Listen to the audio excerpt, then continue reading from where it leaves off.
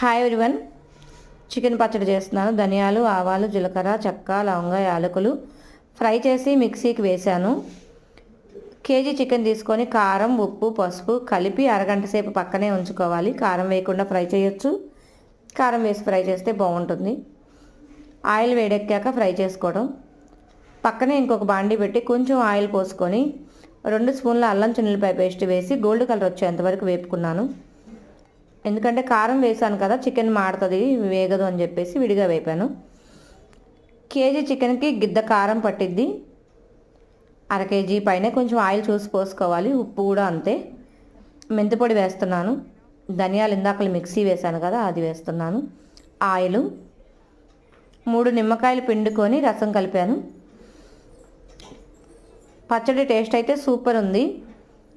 మీరు కూడా చూసి ఎలా ఉందో కామెంట్ చేయండి. కొత్తగా మా ఛానల్ చూస్తున్నట్టయితే ప్లీజ్ సబ్స్క్రైబ్ చేసుకోండి, ఒక లైక్ కొట్టండి.